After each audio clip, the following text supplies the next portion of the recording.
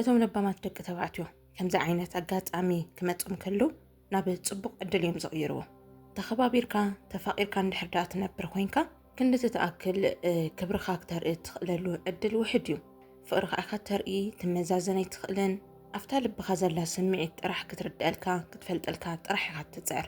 ኣብ ዝኾነ እዋን ከም ገሊላ ሸለሊላ እንድሕር ዳኣ ርኢኻያ ኮይንካ ወይ እውን ቅድሚ ሕዚ ብትበካ ዝነበረት ክብሪ ወሪዱ መሲሉ እንድሕር ዳኣ ተራእይካ ግን እዚ ሰዓት እዚ እቲ ትኽክለኛ ክብርኻ ዋጋኻ እተርእየሉ እዋን እዩ።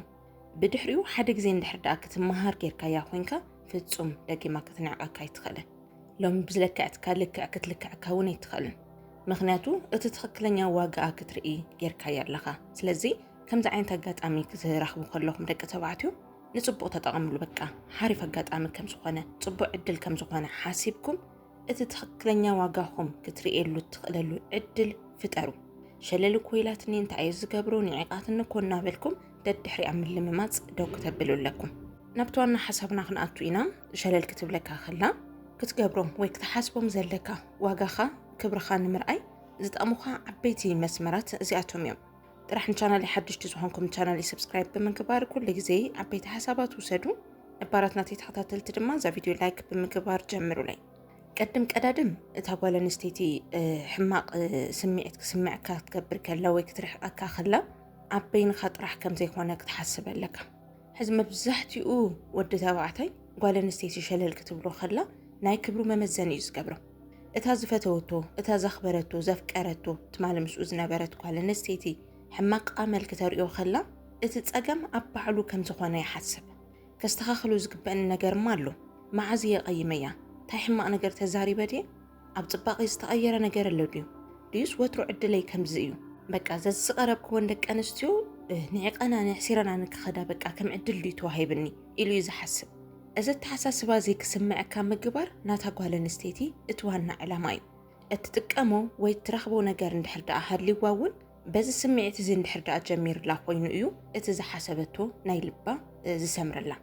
ኣብ ልዕሊኻ ዓብላሊት ክትኸውን እንድሕር ዳኣ ደልያ እውን ዘጥፋእኻዮ ነገር ከም ዘሎ ወይ ዝጎደለካ ካብ ጽባቕኻ ድዩ ካብ ዕድልኻ ድዩ ዋላ እውን ካብ ዘጥፋእኻዮ ነገር ድዩ ብዝኾነ ኣጋጣሚ ናይ ታሕተዋይነት ስምዒት ንክስምዐካ ምግባር እቲ ዋና ዕላማኣ እንሳ እውን ትዕብልለሉ መንገዲ እዩ።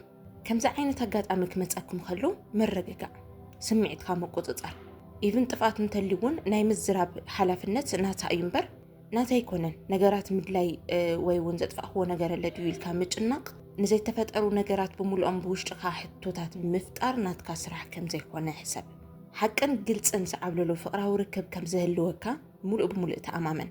ብድሕሪኡ ዘጓነፋ ወይ ዝኾነቶ ነገር እንድሕር ዳኣ ሃልይዋ ኮይኑ ባዕላ መፅያ ንክትዛረብ ዕድል ፍጠረላ። ምስ ነብስኻ ልዕሊ መጠን ምትእስሳር ወይ ከምዚ ሕማቕ ስምዒት ክስምዐካ ዝገብሩ ዓበይቲ ዝኾኑ ሕቶታት ምፍጣርን ንክፈጥር ምግባርን ምትሕብባር ደው ክተብል ኣለካ። ውሽጥኻ ሕማቕ ሕቶ ክፈጥር ኣብ ዝደልየሉ እዋን ሙሉእ ብምሉእ ምግሳፅ ልመድ። ዝተሓበአ ነገር ኣብ ምድላይ ብዙሕ ግዜኻ ክተባኽን የብልካን። ኩሉ ሰብ ዝገጥሙ እዩ። ሓደ ወገን ክመኑ ከሎ ወይ ድማ ዝተፈጠረ ነገር እንድሕር ዳኣ ሃልዩ ሕማቕ ባህሪ ከርኢ ወይ ድማ ሸለል ክብል ዝተለመደ እዩ። ምስ ናትካ ጽባቕን ዕድልን ዝተሓሓዘ ኣይኮነን። ዋላ እውን ጽቡቕ ገበርካ ሕማቕ ገበርካ ብዙሕ ዝተሓሓዘ ኣይኮነን። ድሕሪ እዚ ብዙሓት ወዳት ዝገብርዎ ነገር እንተሃለየ ምልማን ንጓል ኣንስተይቲ ገንዘብ ምልኣኽ ብዝተፈላለየ ኣጋጣሚታት ፍቕሮም ክገልጹ ምፍታን ናይ ደቂ ተባዕትዮ ድኽመት እዩ። እዚ ባህሪ እዚ እንድሕር ዳኣ ርኢኻያ ኮይንካ እመነኒ ከምቲ ዓንተዎ ንጽቡቕ ዕድል ተጠቐመሉ ዝበልኩኻ ንሕማቕ መንገዲ ተጠቒምካሉ ኣለኻ። ብድሕሪኡ ሓደ ዓይነት ዝኾነት መጻምድ ደይትርአን ባህሪኣ ሙሉእ ብምሉእ እዩ ዝቕየር። ብኡ ኣቢላ እቲ ሸለል ትብሎ ዝነበረት ነገር ናብ ንዕቓት እናተቐየረ ይኸይድ። ዓርስኻ ተተቆጻጺርካ ኸ እቲ ስልጣን ናብ ባዕልኻ ትምልሶ። ንስኻ ትቆጻጽሮ ፀዋታ ንክህሊ ትገብር። ባዕላ ዝጀመረቶ ሸለልትነት መፅያት ገይረካ ድኢላ ንክትሓተካ እቲ መዘወሪ ናባኻ ንክመፅእ ይገብራ። ካልኣይ ድማ ብዝሰፈረትካ ልክዕ ዝፈራ። እዚ ማለት ሕልፊ ነገር ኣይተርእያ ማለት እዩ። ዝግብኦ ሰብ እንድሕር ዳኣ ኮይኑ ኢኻ እቲ ዝግብኦ ነገር እትህቦ። ፍቕርኻ እንድሕር ዳኣ ዘይምጥና ወይ ድማ ዋጋ ክትህቦ ዘይትኽእል እንድሕር ዳኣ ኮይና ብዘይ ዋጋ ብነፃ ይትሃባ። እዚ ማለት ባዕላ ክትዕወት ባዕላ ሓፊሳ ክትወስዶ ብሚዛና ልክዕ ንክትቀበል ትገብራ ማለት እዩ። ይኣኽለኒ እዩ ኢላ ኸላ ወይ ድማ ኣየድልየንን ኢላ ኸላ ልዕሊ መጠን ብዘፍሰስካላ ቁፅሪ ንዕቐታ እናዛየደ ካብ ምግባር ዝሓለፈ ዋላ ሓደ ነገር ዝገብረልካ የለን።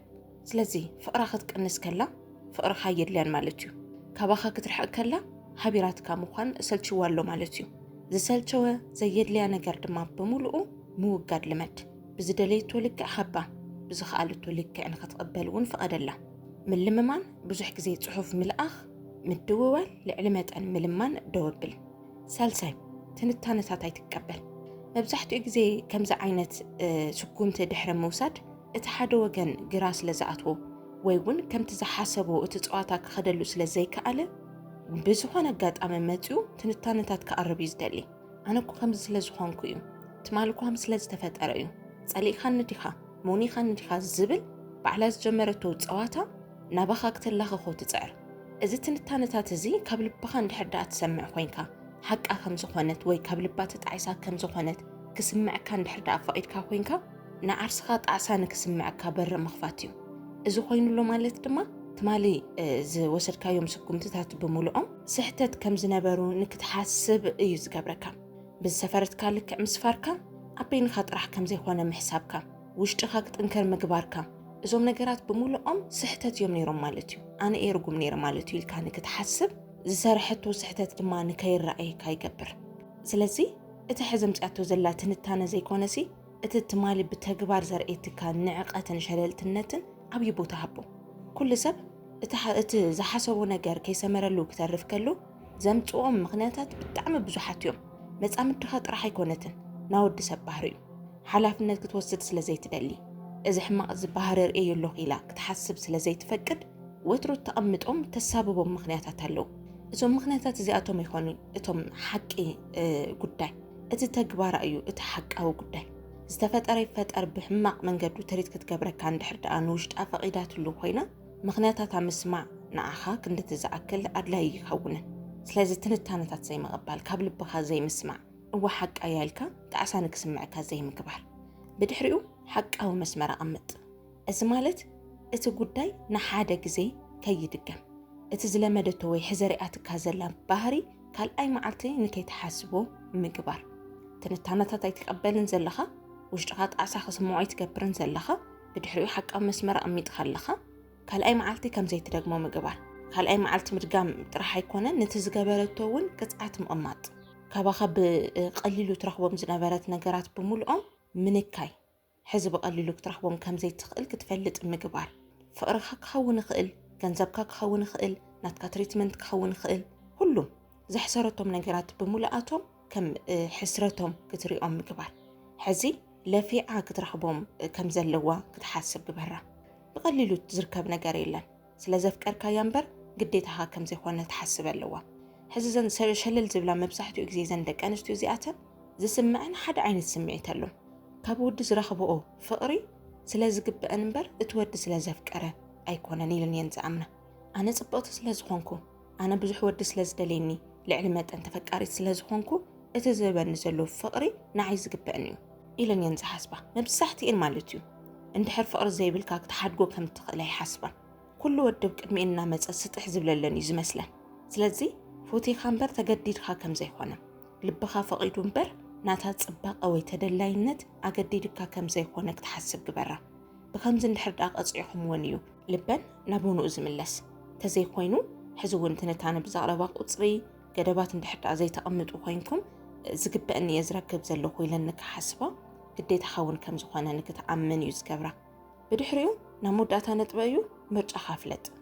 ማለት ብሓቂ ዝመርፃ ጓል ኣንስተይቲ ድያ ኢልካ ሕሰብ ሕዚ ልዕሊ መጠን ፍቕሪ ክሕዘና ከሎሲ ዝምጥነናን ዘይምጥነናን ሰብ ፈሊና ይንፈልጥን ቅድሚ ፍቕሪ መሓዝካ ዋላ እውን እዛ ሕዚ ዘላ ጓል ኣንስተይቲ ናብ ሂወትካ ቅድሚ ምእታዋ እተቐምጡም ርቋሕታት ነይሮም ኩላህና ከምኡ ኢና ብድሕሪኡ ፍቕሪ ምስ ሓዘና እዞም ርቋሕታት እዚኣቶም ሙሉእ ብምሉእ ነፍርሶም ንምንታይ ስለ ዘፍቀርካያ ንምንታይ ምሳኻ ክትቅፅል ስለ ትደልያ እዞም ርቋሕታት እዚኣቶም መፍሪስካ ነታ ጓል ኣንስተይቲ ምቕባል ትጅምር ብድሕሪኡ ምርጫኻ ድያ ኣይኮነትን ብዓይንኻ ሸፊንካ ብዘይምርኣይ ነዊሕ እዋን ዝቕፅል ፍቕራዊ ርክብ ክህልወካ ትገብር ኣብ ዝኾነ እዋን ዓይንኻ ምስ ተኸፈተ ግን ኮ ዝመርፃ ጓል ኣንስተይቲ ኣይኮነትን ንሓዳር ትምጥነና ኣይኮነትን ስኢለ እየ ዝቕፅል ዘለኹ እምበር ምስኣይ ፀንሕን ኢልካ ተኣምን ስለዚ እዛ ጓል ብከምዚ መንገዲ ትሪት እናገበረትኒ ሸለል ትብለካላ ትንዕቐካላ ኣብ ዝኾነ እዋን ሕማቕ ክስምዐካ ትገብረላ ትግብአኒ ድያ ማለት እዛ ሓሳብ እዚ ወይ ዚ ፍቕሪ እዚ